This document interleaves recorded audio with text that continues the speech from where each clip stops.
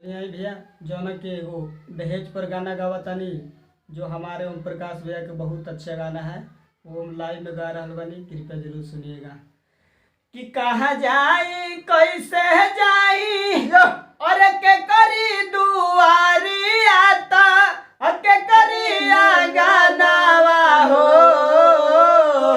ए बाबूजी बेटी दहेज के चलते कोखिए में मारल जाता, का करी हो ये चाचा बेटी दहेज के चलते कोखिए में मारल जाता, का करी हो।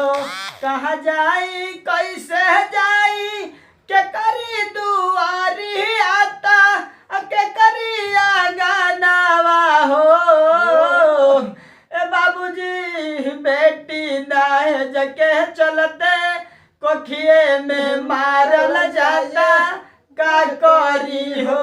ए भैया बेटी दहेज के चलते कोखिए में मारल जाता, का करी हो। चलिए आई भैया देखिए जोन के पत्नी औरत लोग अल्ट्रासाउंड करवा के ऐसे मशीन है कि पता चलता है कि गर्भ में बेटी है कि बेटा, और लोग बेटी रहते हैं तो अल्ट्रासाउंड करवा के पेटे में ही मार देती है। तो कह रहा है कैसे कि जेकरा दुआरी आपा अब बैठ के ठेकान ना ओ करो डिमांड बाटे 5 लाख से कम ना। कि जेकरे दुआरिया पर बैठ के ठेकान ना ओ करो डिमांड बाटे 5 लाख से कम ना।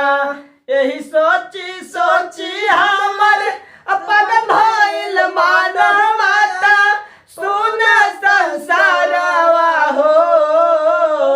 ए भैया बेटी दहेज के चलते कोखिए में मारल जाता, का करी हो ये चाचा बेटी दहेज के चलते कोखिए में मारल जाता, का करी हो।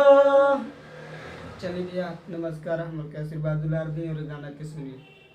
नमस्कार भैया, हमरा केसरो को ऑफिशियल आप तो सब पहचानते बानी, तो आप सब इस भाई को प्यार दुलार आशीर्वाद दीजिए और मेरा भी दीजिए, जिस तरह देते हैं इसी तरह दीजिए। और ये गाना अगर अच्छा लगे, दहेज प्रथा गाना भैया जो आजकल सब बेटा का खोज है, बेटी के नहीं। जो भी आजकल अपना मन भाव प्रतिष्ठा बना के रखे हैं कि सिर्फ मेरा बेटा चाहिए और बेटी नहीं चाहिए, उसी पर इस खास गाना भैया। आजकल बेटा और बेटी में कोई फर्क ना है, सोच खाली गलत है भैया, सबका सोच गलत है। आजकल बेटा और बेटी से कम नहीं भैया कोई। इसके चलते आप सब ऐसा मत करिएगा, किसी भी भाई हो या बहन हो या चाचा हो या सब के लिए ये बोल रहे हैं, किसी भी प्रकार के ऐसा गलती ना करें। इसी के चलते हम लोग गाना गाए हैं। ये आप सब बताइए जरूर, सुन के अच्छा लगे तो।